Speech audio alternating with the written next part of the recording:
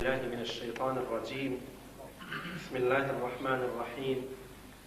إن الحمد لله نحمده ونستعينه ونستغفره ونستهديه ونعوذ بالله من شرور أنفسنا ومن سيئات أعمالنا. من يهده الله فلا مضل له ومن يضلل فلا هادي له، وأشهد أن لا إله إلا الله وحده لا شريك له، وأشهد أن محمدا عبده ورسوله. يا أيها الذين آمنوا اتقوا الله حق تقاته ولا تموتن إلا وأنتم مسلمون. يا أيها الناس اتقوا ربكم الذي خلقكم من نفس واحدة وخلق منها زوجها وبث منهما رجالا كثيرا ونساء، واتقوا الله الذي تساءلون به والأرحام إن الله كان عليكم رقيبا. يا أيها الذين آمنوا اتقوا الله وقولوا قولا سديدا يصلح لكم أعمالكم ويغفر لكم ذنوبكم، ومن يطع الله ورسوله فقد فاز فوزا عظيما. أما بعد، فإن أصدق الحديث كتاب الله، وخير الهدي هدي محمد صلى الله عليه وسلم، وشر الأمور محدثاتها، وكل محدثة بدعة، وكل بدعة ضلالة، وكل ضلالة في النار. وبعد، السلام عليكم ورحمة الله تعالى وبركاته. لا خطبي جمعي رابردومانا كرديك من لسر مبحث حجاب باسكر دو قسمتا الآن لسوري بيروز مباركين نور كبيرشتر باس من كد لآيات استئذانا كتمان خايفة الوردقار لقرآنا برك شوين وقت سوري مباركين نوري اختصاص تاو بآداب اجتماعي ومسائل خانوادگية آيات استئذان من تيا باس كردو كرديكيش لسر مبحث حجاب دينا وسر بحثكي خو من بإذن إلهي خواهي بالوردقار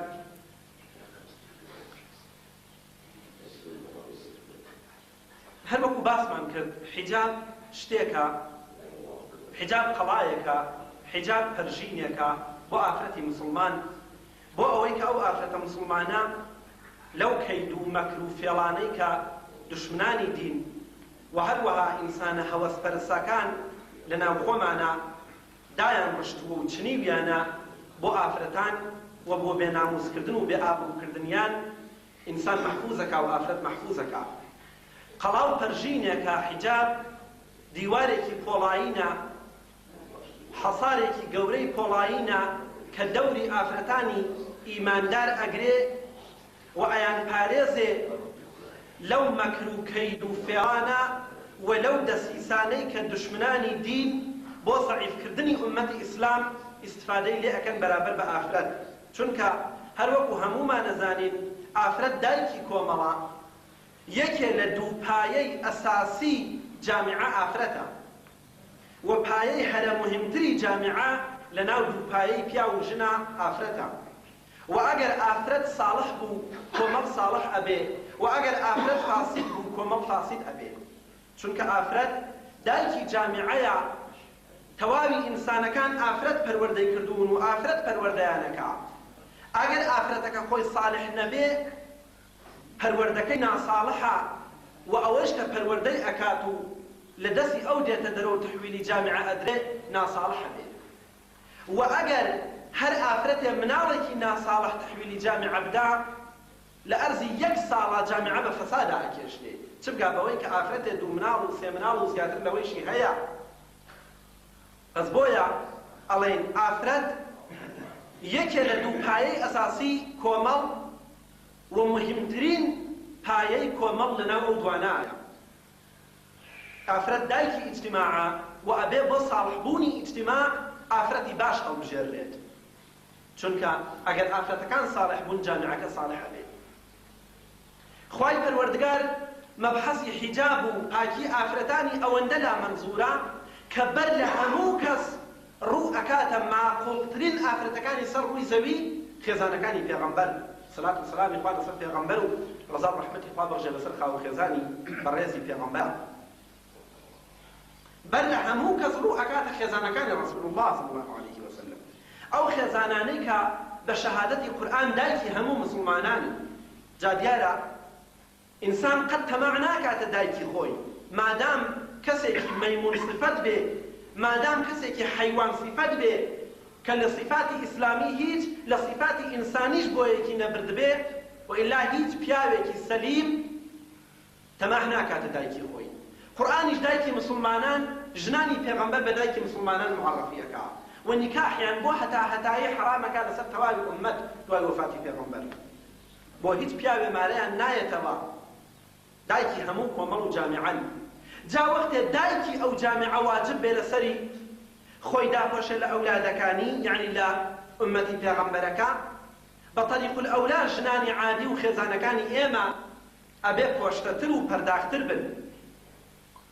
وەختێ خێزانەکانی ڕەسوول الله سەڵات و سەلامی خوای لەسەر کە دایکی ئەو جامعە ئیسلامیان دایکی هەموو مسلمانانن خوای گەورە لە قورئانە سەراحەتەن ئەمریان بە حیجاب پێ ئەکا و بە مانەوە لە ماوە و بە نەهاتنە دەرەوە ئیلا بۆ ضەرورەت نەبێ قەتعەن ئافرەتانی ئێمە مەسئولیەتیان سەنگینترە چونکە عەهد زمان چه زمانێ بووە کە ئایاتی حیجابی تیا نازڵ بوو؟ عەهد زمانی مبارەکی ڕەسوول الله زمانێک کە پێغەمبەری خوای تیا ئەژیا 100,000 شەرەفی بوو بەسەر ئەو زمانە کە ئێمە تیاژین.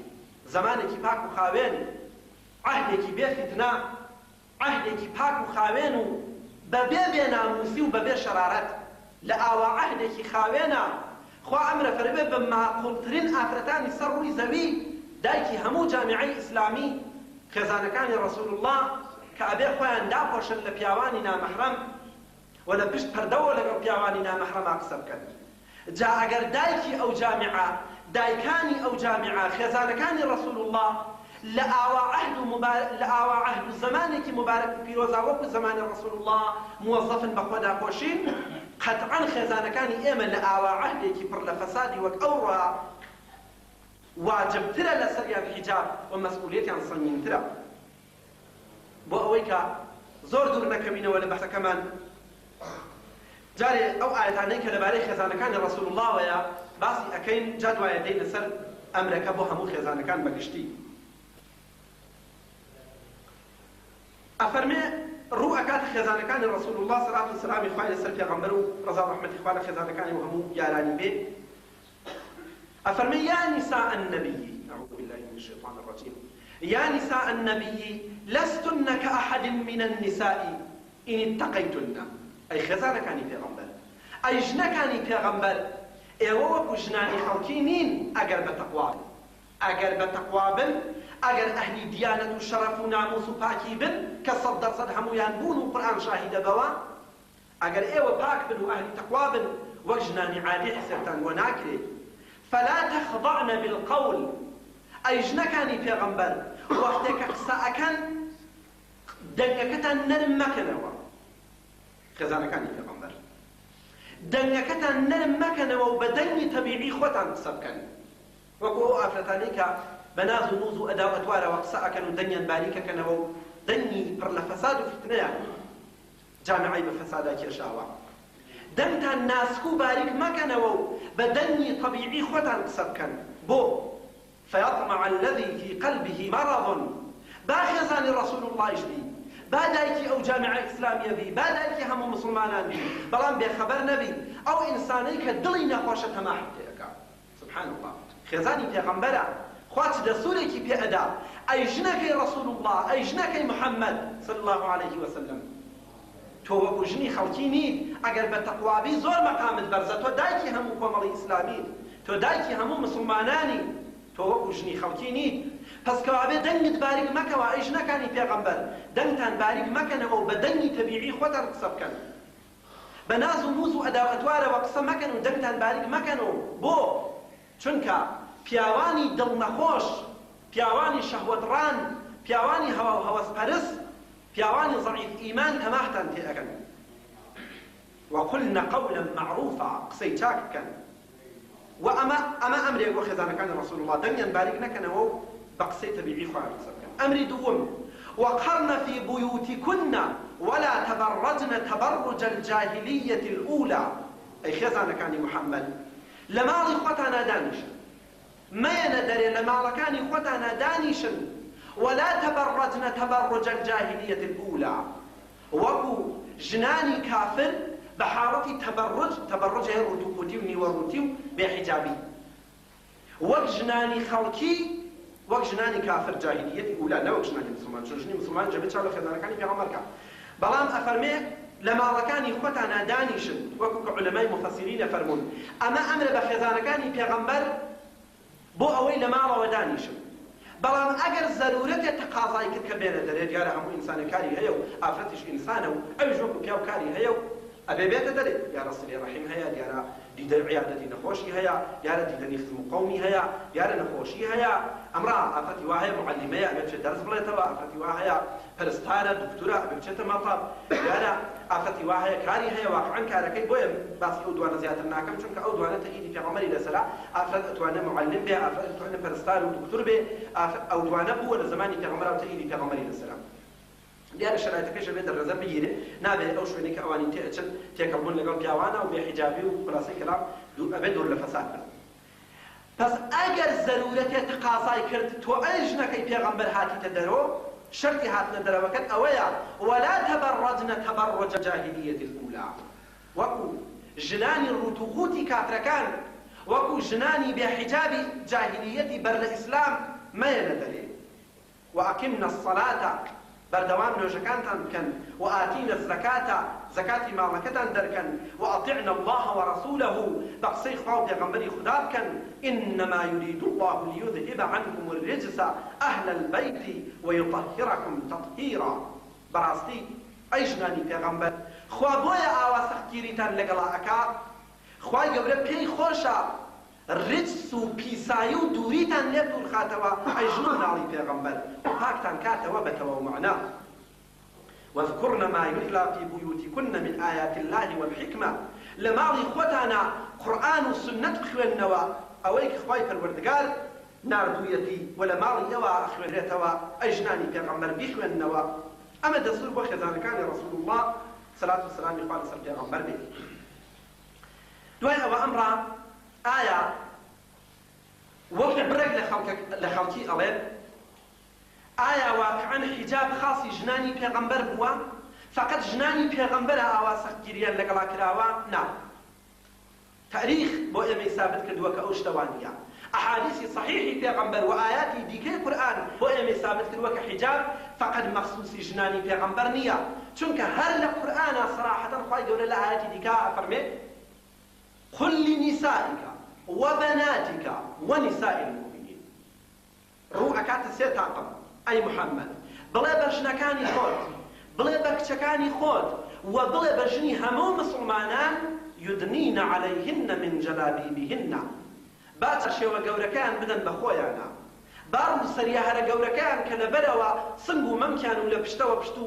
باسەنیاندا ئەپۆشە بیدەن بە خۆیانە ئەمە ئیتر قسە لەگەڵ خێزانەکانی پێغەمبەران نییە دیارە ئەمە ثابتی ئەکا و عەقلیش ئەو حکمەمان پێ ئەکا کە وەختەی خێزانەکانی پێغەمبەر مەأمور بن بەو حکمە خێزانی غەیر پێغەمبەر و لە ئاوا عەهدێکی وەک ئەو ڕۆیە دیارە سەختترە لەسەریان یەک شت ئێمەی مسلمانی ملەتی کورد کە ملەتی کورد هەمیشە ملەتێکی بە شەرەف و بە ناموس بووە لەناو هەموو ملەتانە مەظلومترینی ملەتەکان ملەتی کوردە چون بێخاوەن بووە لە تووری تاریخە وإلا ئێمەی ملەتی کورد کەمتر لە ملەتی عەرەب یا کەمتر لە ملەتی فارس و غەیرە نەبووین هەر وەکو ئەبینی لە عەهدی مبارەک و زێڕینی ڕەسوول الله سەلات و سەلامی خوای لەسەر لە مەملەکەتی ئێرانەوە پیاوی بەڕێزی وەکو سلمانی فارسی ڕەزا ڕەحمەتی خوای لێبێ کە ئاورپەرستێکی ئێرانی بووە و ناوی ڕوزبێه بووە ناوی فارسیەکەی ڕوزبێه بووە لە ئێرانەوە هەڵەسێ ئەڕوا بۆ خزمەتی ڕەسوول الله و لەوێ ئیمان دێنێت و پێغەمبەری خوا لەبەر حرمەتی غەریبایەتیەکەی سلمان ئەفەرمێ سلمان لە منە و لە خانەوادەی منە و جوزوی ئەهل بەیتە سلمان لە ئێمەیە و ئەبێ بەو شێرە پیاوە کەڵە پیاوەی مەیدانی ئیسلام کە پێغەمبەری خوا مەشوەرەی لەگەڵا ئەکات و بە مەشوەرەی ئەو خەندەق هەڵەکەنن لە شەڕی خەندەقا هەر وەکو لە تووری تاریخە ئێمە پیاوی وەکو سلمانی فارسیمان بووە کە لە ئێرانەوە هەستاوە کابرایەکی فارس زبان ڕۆیەوە بۆ خزمەتی پێغەمبەر ئێمەی ملەتی کوردیش نمایندەمان بۆ خزمەتی ڕەسوول الله چووە و نمایندەی ئێمەش بە خزمەتی پێغەمبەر گەیوە کەسێک بە ناوی کابانی کوردی کە کابرایەک بووە کورد و خەڵکی کوردستان و لێرەوە هەڵەسێ ئەڕوا بۆ خزمەتی ڕەسوول الله و لەوێ بە خزمەتی پێغەمبەری خوا شاد دەبێ و ئیمان دێنێ بە پێغەمبەر و پەیامی ڕیسالەتی پێغەمبەر بۆ ناو میلەتی کورد دێنێتەوە. ئەگەر ئێمە ناوی ئەفرادمان نییە لەبەر بێکەسیمانەوە ئیلا ئێمەش کەمتر لە میلەتی عەرەب و میلەتی بەلوچ و میلەتی تورک و میلەتی غەیرە نین. ئێمەش نمایندەمان بە خزمەتی ڕەسوول الله گەیوە، ئێمەش نوێنەرمان بە خزمەتی ڕەسوول الله گەیوە، پەیامی ڕەسوول الله بۆ ناو ئێمە هێناوەتەوە و یەکێک بووە لە پیاوانی سەحابە، پس میلەتی کورد سەحابەیشی بووە. بەڵام ئەلعان لەبەر دوورکەوتنەوە لە قورئان، لەبەر دوورکەوتنەوە لە سنەتی ڕەسوول الله، لەبەر بێکەسیمان وإلا ئەو عالمانەی کە لە میلەتی کووردا هەڵکەوتوون جزوی عولەمای هەلەبەرزی جیهانی ئیسلام، ئێمە پیاوی وامان بووە کورد بووە. ئەلعان کتێبەکەی لە دانشگاکانی میسر و عەرەبستان و ئوردون و ئەوانە ئەخوێندرێ. ئێمە ئینسانی وامان بووە لە کوردستانە، نە نەفەردانە و دوان بەدە بە بیست بە سەد ئێمە عالمی وەکو ئیبن حاجب پیاوی ئاوامان بووە لە ناو کوردستانە کە کتێبی تەدوین کردووە لە علومی عەرەبیە و کتێبەکەی ئەلعان ئەخوێندرێ لە دانشگای ئیسلامیەکانە. بەڵام لەبەر بێکەسی ناوی کوژاوەتەوە و فەقەت لە دەفتەری خوا ناوی هەیە ئینشاءالله. بەڵام ئێمەی میلەتی کورد ئەلعان لەبەر دووری لە تەعالیمی ئیسلام، لەبەر دووری لە تەعالیمی قورئان و سنەت وامان لێ هاتووە ئەگەر باسی حیجابەکەی خەڵکی ئێمە لای وایە حیجاب یانی ئەوەی ژنی مەلا و سەری بەسەرەوە بێت. بۆ مەگەر ژنی ئەو خەڵکە مسلمان نین جاری وا هەیە ئەگەر ئافرەتێ حیجابی پێبێ حیجابی ببێ بەتانە و تەشەر و کەلیمەی مەلاژنی پێ ئەڵێن. وەکو ئەوەی کە فەقەت خوا لەسەر ژنانی مەلای فەرز کردبێ کە ئەبێ ڕوخسەری بەسەریانە بێ. هەرچەند ئەگەر تف هەڵخەمە ناوچاو خۆ مەگرێتەوە، بەڵام ئەنعام خانەوادەی زۆرێ لە مەلاکان لە خانەوادەی خەڵکی خراپترین. بەڵام ئەلعان لامان وایە ئێمە ئەگەر باسی حیجاب کرا یعنی ئافرەتێک لای پیاوێکی غەریبە کە قەتی نەدیوە ڕوخسەری لەسەرکا. بەڵام ئەبینی ئافرەتانی ئێمە لایەن وایە کوڕەمامەکانیان مەحرەمیانن، کوڕەپورەکانیان مەحرەمیانن،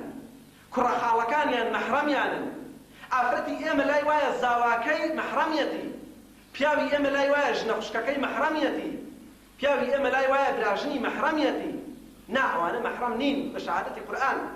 ئیستفادە بۆ ئەو سابتکردنی ئەو شتە لە غەیری قورئانیش ناکەم بۆ ئەوەی کەلیماتی کە هەمیشە ئەیکەن بە تەشەر بۆمان کەلیماتی وەکو توندڕەوی و ئیفراتی و فلان و فلان نەبێت. ئەگەر کەسێ ئیمانی بەخوا و قورئان هەیە ئەوە کەلامی خوای پەروەردگارە و قورئانە لەبەردەستمە. کابرا لای وایە نامەحرەم یانی خەڵکی غەریبە زۆر بە سەراحەت لەگەڵ کچە مامەکەیە دەست لێ ئەداتەوە، لەگەڵ کچە پورەکەیە دەست لێ ئەداتەوە، مسافەحەی لەگەڵ ئاکات دەستی لەگەڵ لێ ئەداتەوە، لەگەڵ کچە پوری، لەگەڵ کچە مامی، لەگەڵ کچە خاڵی، لەگەڵ ژن خوشتی، ژن خوشک لەگەڵ زاواکەی هێوەر و براژن پێکەوە مسافرەتەکەن، پێکەوە لەو تاقێکا بە تەنیا دائەنیشن خەڵوە ئەکەن لەگەڵی. ئەم شتانە حرامە لە نەزەر شەرعەوە. براژن وەکو ئافرەتێکی کامڵەن غەریبە وایە، براژن مەحرەم نییە، نیکاحی حرامە. ژن خوشک مەحرەم نییە، نیکاحی حرامە. فەرق لە بینی ئەم دوانە هەیە. ژن خوشک کەمارەی نایەتەوە بۆ تۆ مانع لەسەر ڕێگادا هەیە، مانعەکەش وجودی خوشکەکەیەتی لای تۆ لەژێر نیکاحی تۆە. هەر وەختە خوشکەکەی بمرێت ژن خوشکەکە مارەی دێتەوە بۆ تۆ. براژن ئەگەر مارەی نایە بە خاتر وجودی مانعێکە کە براکەیە، ئەگەر براکەت مرد براژنەکە مارەی دێتەوە دوای عیدەکەی. پس کەوابێ ئەوانە مەحرەم نین. و قورئانیش هیچ وەختێ ڕێی بەوە نەداوە هێوەر و براژنێک پێکەوە دەست لێ بدەنەوە، پێکەوە سەفەرکەن، پێکەوە لە خەڵوا لە ئوتاقێکا بەتەنێ دانیشن، یا ئافرەتەکە لە لای هێوەرەکەی گردنی ڕوودکە، قژی ڕوودکە، لاقی ڕوودکە، لیباسەکەی ناسک بێ لای ئەو، لیباسەکەی تەنگ و چەسپان بێ لای ئەو،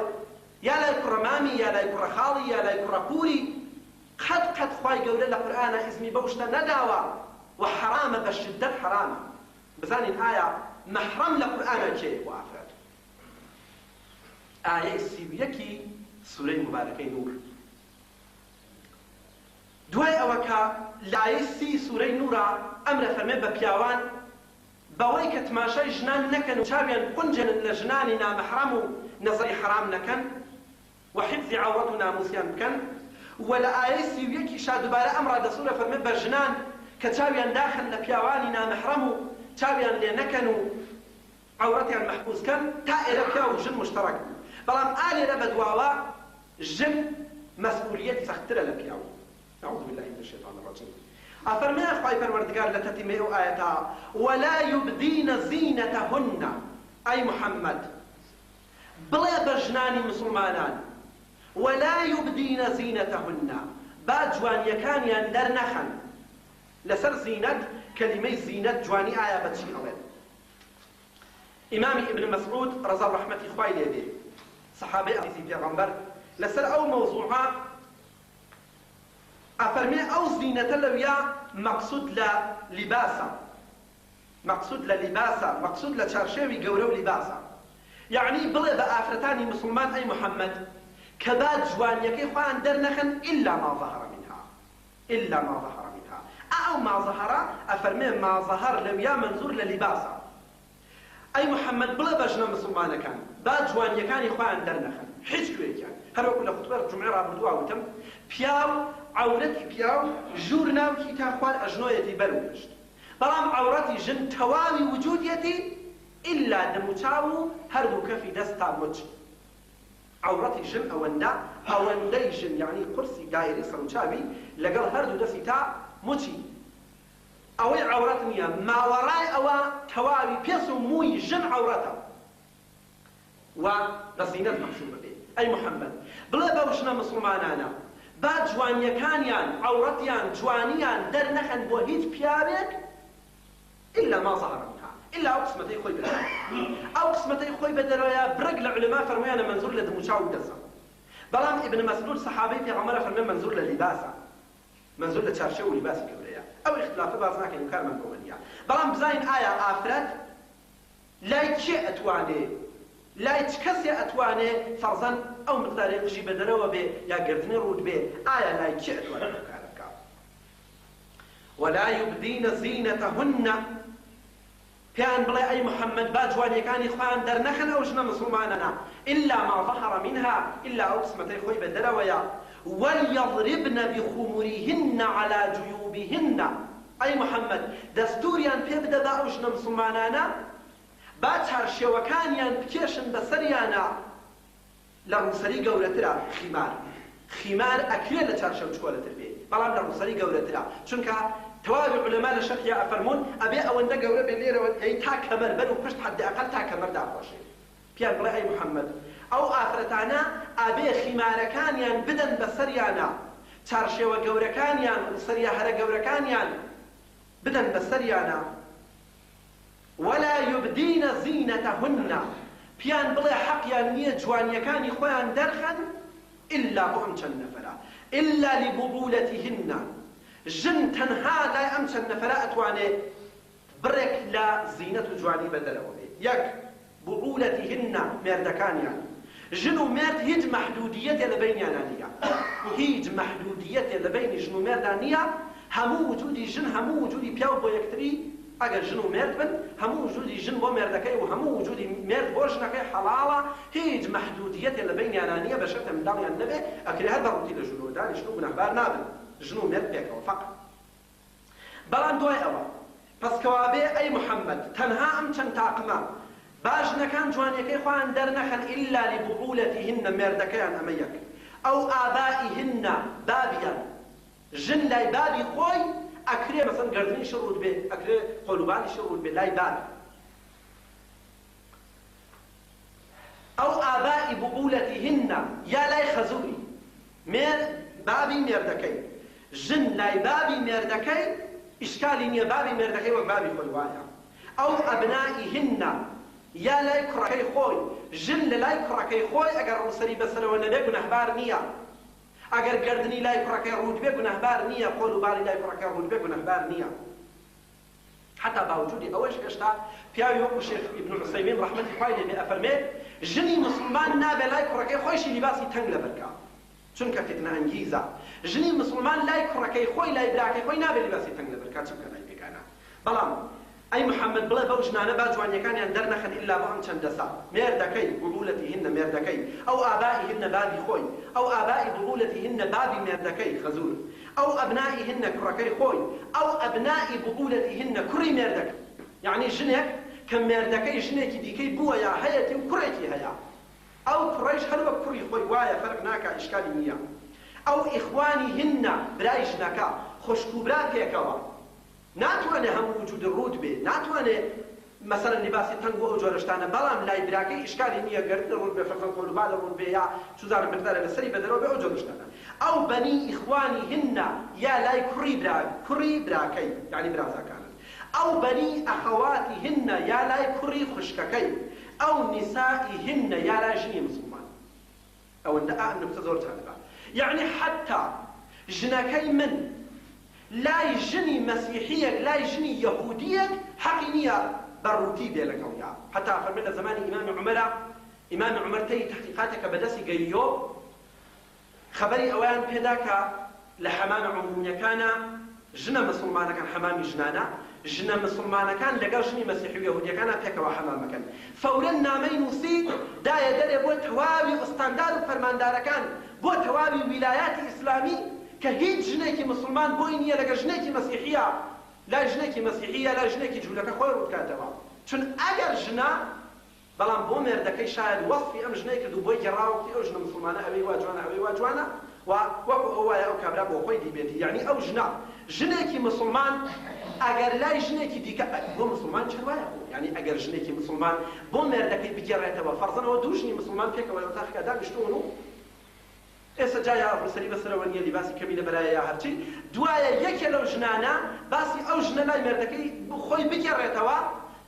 وەک ئەوە وایە ئەو کابرا ئەو ژنەی دیبێ ئەوەندە گوناح گەیوە وەک ئەوە وایە ئەو ژنە ئەو کابرا ئەو ژنەی دیبێ فەرق ناکە ژنەکە بۆی بگێڕێتەوە بەڵام چەند ژنی مسلمان بۆیە باسی ئەوە ناکە نافەرمێ لای ژنی مسلمان دوو ژنی مسلمان قەی ناکە ئیشکالی نییە پێکەوە حەمامیش کن و ڕوتیش بن ئیشکالی نییە بەڵام حرامە ژنەکە بگێڕێتەوە چون ژنی مسلمان گوێڕایەڵی هەیە بۆ پێغەمبەر و پێغەمبەریش فەرمێ لا تباشر المرأة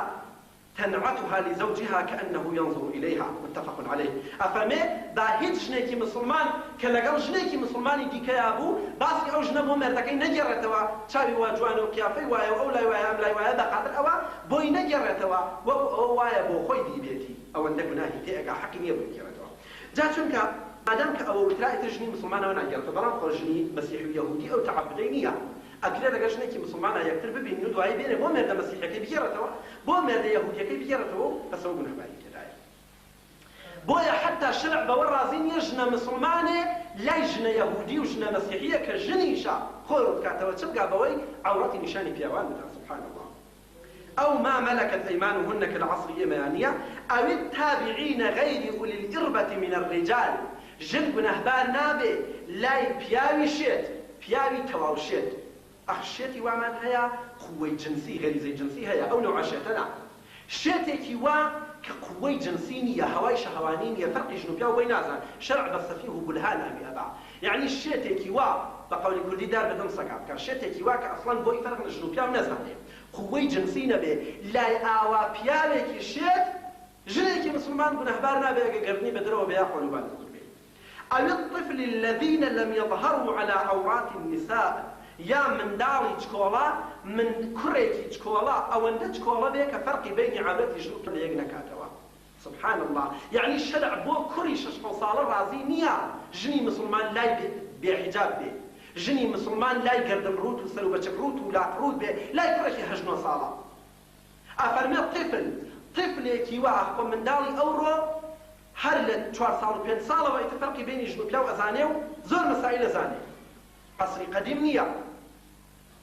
پس ئەفەرمێ لای منداڵێکی وا چکۆڵە کاکە ئەمە ئەمری قورئانە ئەمە ئەمری قورئانە وەڵای قسەی من نییە ئاەتەکەتان بۆ ئەخوێنمەوە مەعنای ئاەتەکەتان پێ ئەڵێم و بەس پس ئەوەی مسلمانە ئەبێ لە دڵیا کار بکە ئەمە فەرمایشی قورئانە ئێمە مسلمانین بەو قورئانە ئەوە کەلامی خوایە و قسە لەگەڵ ئێمە ئەکا ئەوە ئاەتی قورئانە لەگەڵ ژنەکانی ئێمە قسە ئەکا حتا ژنێکی مسلمان لای کوڕێکی 18 ساڵ حەقی نییە سەر ڕوود بێ حەقی نییە گەردن ڕوود بێ حەقی نییە لاقی ڕوود بێ حەقی نییە قۆڵباڵی ڕوود بێ لیباسی تەنگ بێ لیباسی تەنگ بێ لیباسەکەی چوزانم کورت بێ چ بگاتەوە کە لای پیا و کار بکات ئەفەرمێ لای طفلێکی وا ئەوێ الطفل الذين منداڵێکی چکۆڵەی وا لم يظهروا على عورات النساء هێشتا ئەوەندە بەو حەدە نەگەی بێ عەورەتی ژن بزانێت چییە بزانێ عەورەتی ژن چییە یعنی فەرقی بینی ژن و پیا و نەزانێ کوڕەکە و لە چکۆڵەکە ولا يضربن بأرجلهن ئەی محەممەد بڵێ بەو ژنانە با دەنگی لاقیان نێت با لاق نەکتن بە عەرزا لیعلم ما یخفین من زینەتهن تا ئەو جوانیانەی کە مەخفیان کردووە دەرکەوێت لە عەسری قەدیما ژنان وەک بازنە لە دەستیان نابوو خەرخاڵش لە پایان نابوو کاتێک کە ئەڕۆیشتن بە ڕێگا دەنگی خەرخاڵەکەیان ئەهات و پیاوانێکە لە دواوە بوون جەزب ئەبوون بە دەنگی خەرخاڵەکە و لایەنە کردەوە قورئان ئەوە مەمنوعەکە ئەگەر ئەو کەوشە پاشنە بەرزانەی ئەو ڕۆ لە زمانی پێغەمبەرا بوایە سەدان جار مەحکومەکرا ئەو کەوشانەی کە هەر لە دوورەوە زرمەزرمی دێ هەر لە دوورەوە دانگەکە ئەڵێ ئەی پیاوەوە من ژنم و لە پێشتەوەم ئەوە لە دوای تۆم لاکەوە بمبینە یعنی ئەو کەوشانە کافر زۆر زرمکە بێهەدەف کافر شت دروست ناکە کافرەکان زۆر زرمکن بێهەدەف کار ناکەن هەرچی کە تەحریکی زیاتر بێ هەرچی کە شەهوەت ئەنگیزتر بێ ئەوان ئەوە بەکارێنن لەبەر خاطر ئەوە بتوانن ڕۆڵەی مسلمانان بە فەسادا بکێشن جامعەی ئێمە بە فەسادا بکێشن ئافرەتمان ناساڵح بێ هەموو جامعەمان ناساڵح بووە ئەفەرمێ ئەی محەممەد با ئەو ژنانە لاقیان نەکتن بە عەرزا با دەنگی لاقیان نەیەت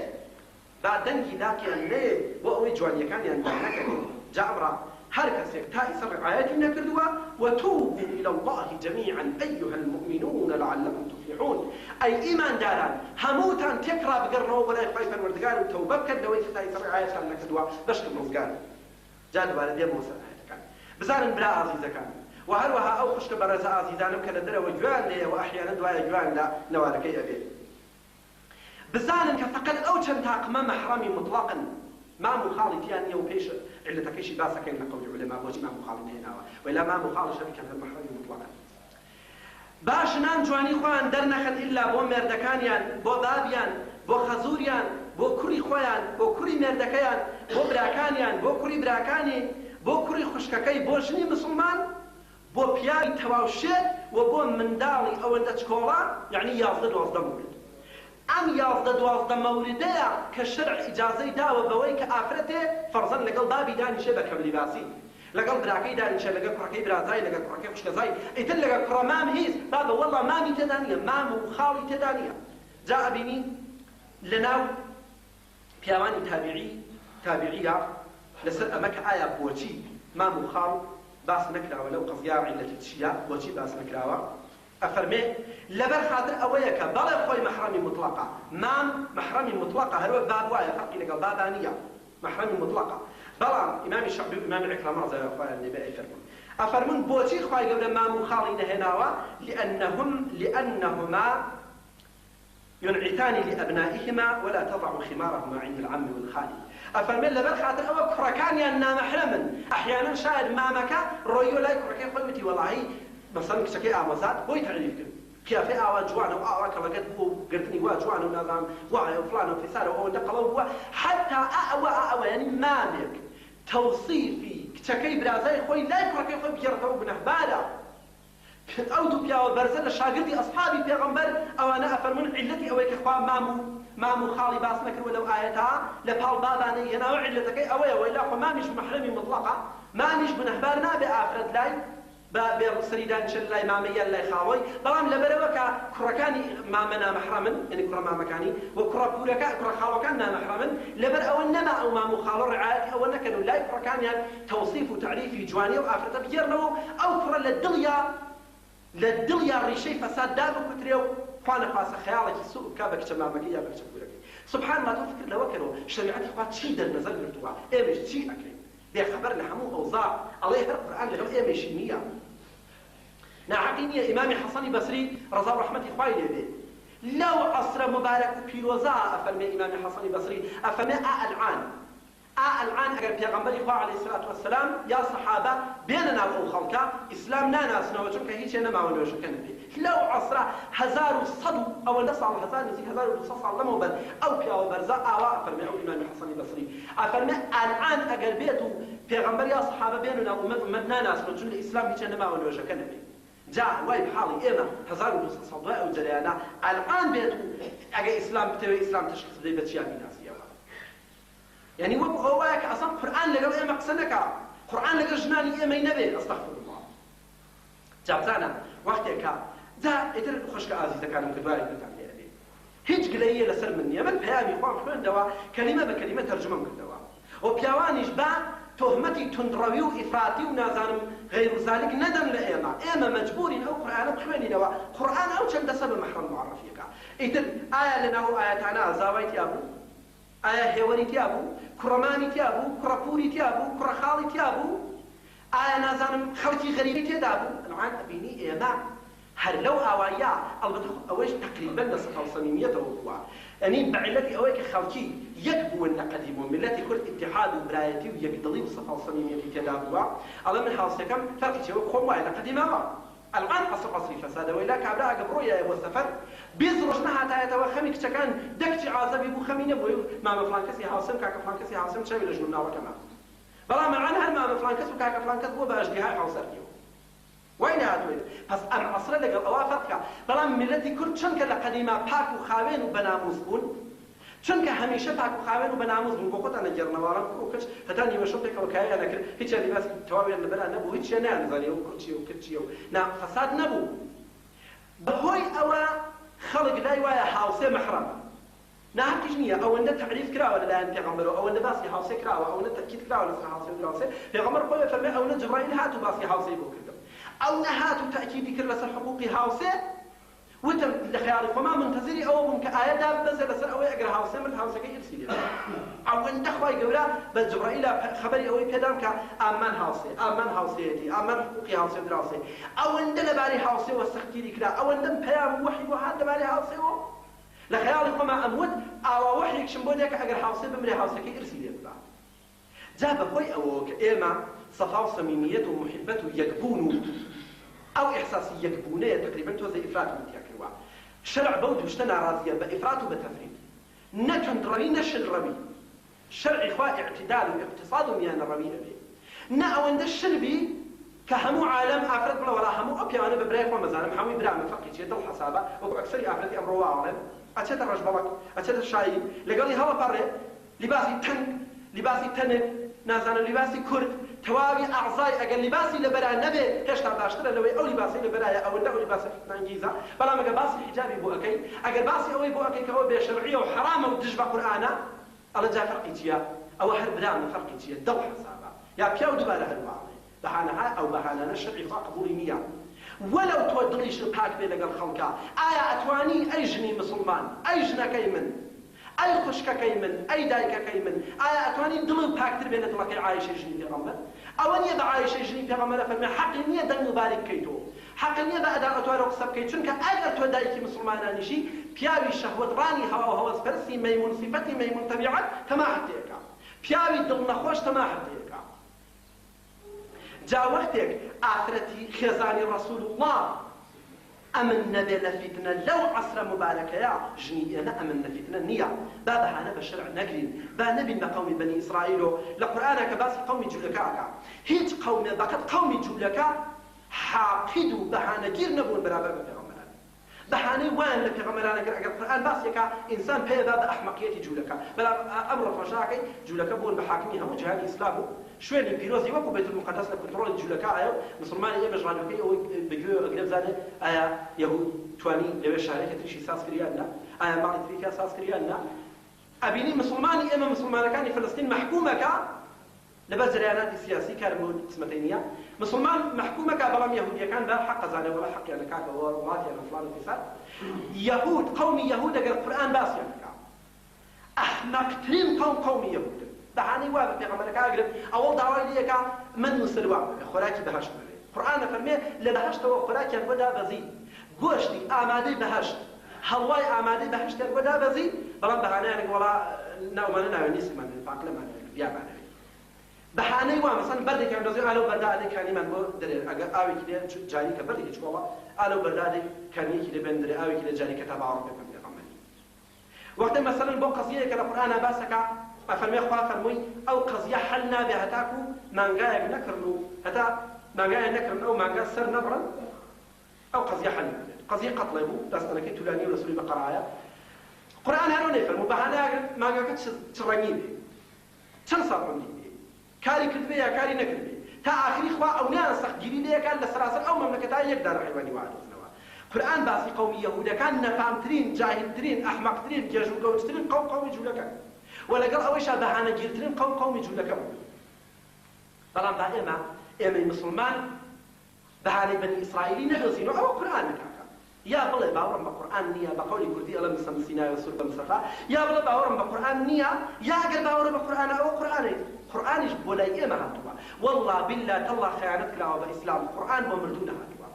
قورئان لەسەر بڵینگۆی مزگەوت حرام لەسەر خۆشیە قورئان ئەسڵ بۆ مردوو هەر نەهاتووە ختمی قورئان خوێندن و بۆ مردوو هەر ڕەبتی بە مردووە نییە قورئان چ ڕەبتی بە مردووەیە قورئان نەسیحەتی من و تۆکە ئەوە باسی حیجابە مەگەر ژن لە قەبرا حیجابی هەیە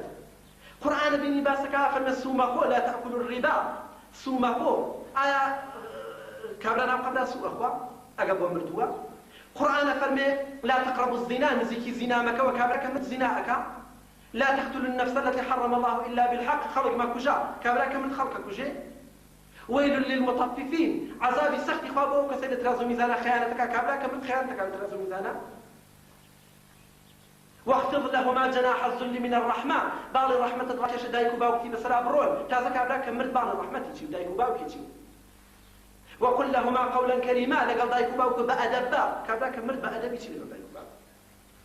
ولا تقل لهما أف لبرابر دایک و باوک تا مەڵێ ئەف خۆزگا دایکم قسەینەکە دایە ئەف خۆزگا باوکم قسەینەکە دایە باوکم چنێ ئەڵێ دایکم چنێ ئەڵێ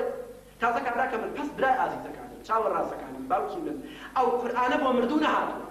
کابرا کە مرد پەروەردەکەی ئەپێچرێتەوە ئەڕواتە حزوری خوا خۆی و عەمەلی خۆی دوعای خێرت بەکاری دێ سەدەقەت بەکاری دێ بەڵام قورئان بەکار من دێکە زیرو قورئان قانونی ئەساسی ئێمەیە قورئان بەرنامەی ژیانی ئێمەیە قورئان بۆ مردوو نەهاتووە بیکەی بە نەوار و بیخێ سەر بڵێ بۆی بزرێت وڵاوە بەشکم خەڵک بزانێت بۆ مەگەر قورئان جاڵچیە بۆ مەگەر قورئان تابلۆی ئیعلاناتە بۆ مەگەر قورئان وەرەقی تەرحیمە بە قەولی ئەمڕۆیی کە کەوترە سەرزارەکان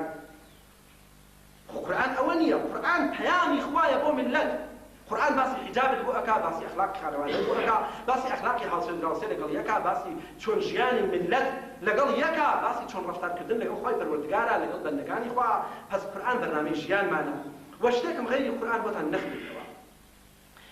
مەبحەسێکی توولانیە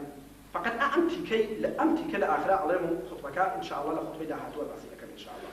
بەڵام لامان وانە بێ وەکو لە خوتبەی جومعەی ڕابردووە باسم کرد زۆرێ لە مسلمانانی ئێمە ئەمە چوەتە مێشکیۆ لای وایە کە ئوروپا متەمەدنە ئەمریکا متەمەدنن ئەو وڵاتانەی دەرەوە غەربیەکان متەمەدنن ئەوان عاقڵن ئەوان ژیرن ئەوان بەعیلمن ئەبێ ئێمە شوێن ئەوان کەوین ئەو حەدیثی پێغەمبەرم بۆتان گێڕاوە هەفتەی ڕابردوو کە پێغەمبەری خوا ئەفەرمێ لە ئاخر زەمانە ئوممەتی من وای بەسەر دێ بست بە بست و هەنگاو بە هەنگاو ئەکەوێتە شوێن کافرەکان ئەکەوێتە شوێن ئوممەتانی پێشوو حتا ئەگەر ئەوان خۆ بکەن بە کونەمارمیلکێکە ئوممەتەکەی منیش خۆ ئەکا بە شوێن یا عرضیان کرد قوربان منزوری جوولەکە و مەسیحەکانە فەرمووی ئەلێ وەڵام منزوری جوولەکە و مەسیحەکانە ئاخر زەمانی ئوممەتی من وای بەسەر دێ ئوممەتی من ئەکەوێتە شوێن جوولەکە ئەکەوێتە شوێن مەسیحیەکان پێی وایە ئەوان متەمەدنن عاقڵن پێشکەوتون نازانن فلانن ئەکەوێتە شوێن ئەوان و خۆی پێ کەمە ئەلعان وای لێ هاتووە ئەلعان ئێمە لامان وایە بەڵام بزانە وەزعیەت لەوێ چییە بزانە خۆیان تبکی ئەو ئامارانەی خۆیان لێدەنێرەوە و عولەما ئیسلامیەکان لە کتێبەکانیان نووسیویانە بزانن لەوێ چ خەبەرە چەند ئامارێکە لە چەند کتێبێکی ئیسلامیە بەتایبەت کتێبێک بە ناوی ڕیسالەة إلى الحوا کابرایەکی مسلمان نامەیەکی نووسیوە بۆ جا احتمالا حوا هەر مەزوری خێزانی حەفزی ئادەم بێ وەکو گلەیمانەن دێ نامەیەکە ژنانی ئەمڕۆ چیان بەسەر هاتووە لە حاڵەکە حوا خێزانی پێغەمبەر بوو باسەکات جەناناتی ئامارێکە تبقی ئاماری ڕەسمی دەوڵەتی ئەمریکا و ئیتالیا و ئاڵمان دراوە دەرۆ ئەڵێ لە ئاڵمانە ساڵێ نزیک بە 35,000 ئافرەت قوربانی جنایەتی ناموسیە لە ئاڵمانە نزیک بە 35,000 ئافرەت لە یەک ساڵە تبقی ئامارێکە لێ دراوە نزیک بە 35,000 ئافرەتی ئاڵمانی لە یەک ساڵە قوربانی جنایەتی ناموسیە لە ئاڵمانە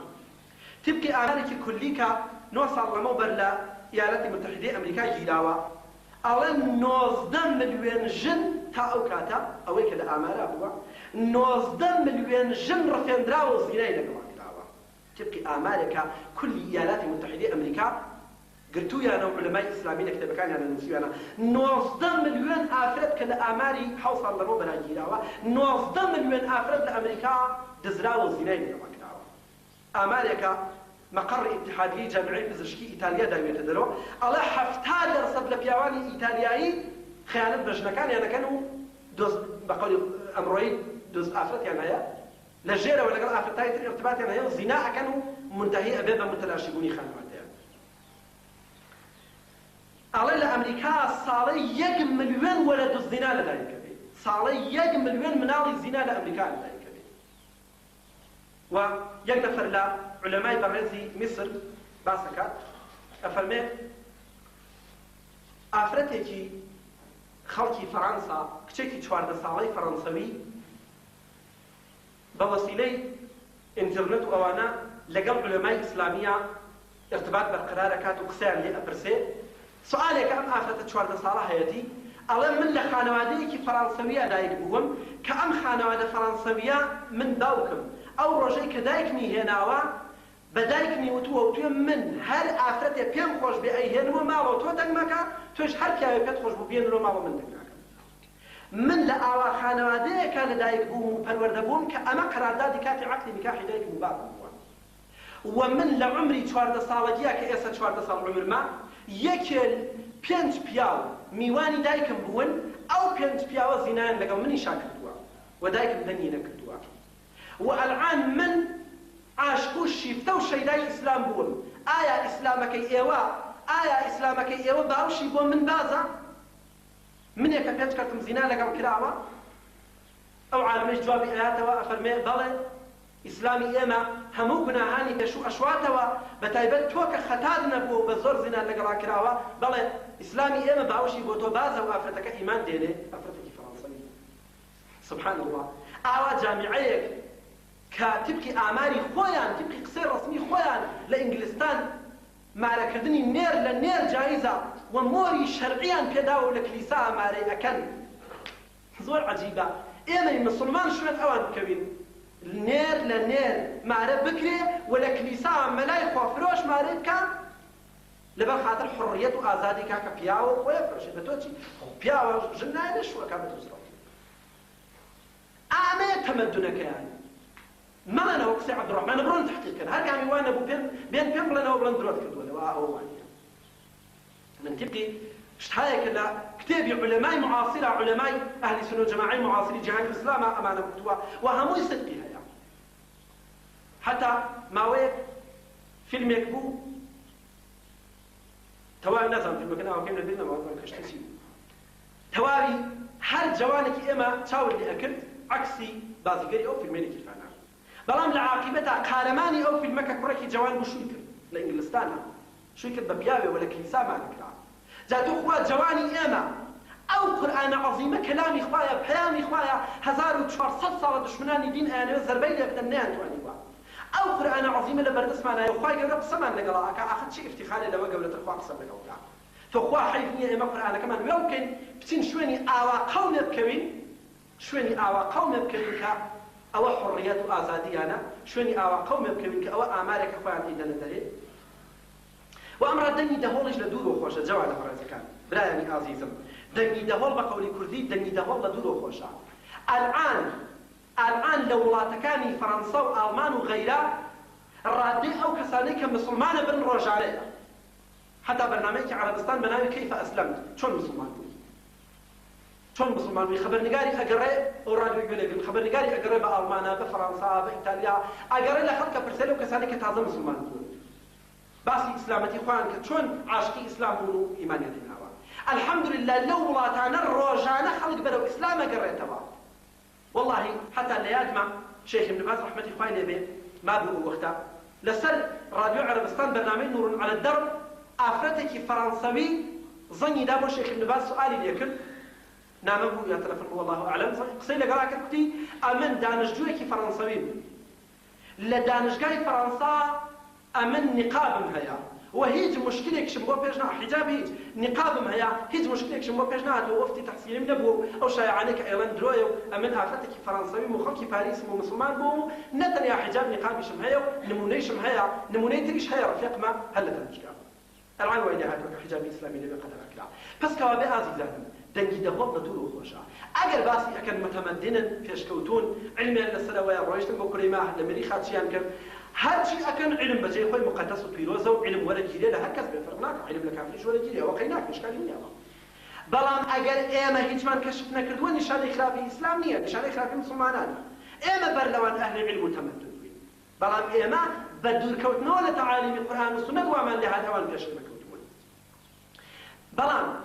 شوێنکەوتنی ئێمە بۆ ئەوان علەتەکەی ئەوەیە ئەوان تەبلیغاتیان قەویە و دەنگی دەهۆڕەکان لە دوور و خۆشە وإلا ئەوەنیە الحەمدولله ناوخۆیانە ڕۆژانە گەڕانەوەیان بەرەو ئیسلام سەفتە بێت لە دەفتەری تاریخا خواهي بخاطر قولي وعظمتك وتحملك يا رب قال تعالى عبادك يا رب قال جميع خطاونا كان مخرج يا رب قال بخاطر قولي وعظمتك ابن هدايك من باوك عن جميع منذ كان مخرج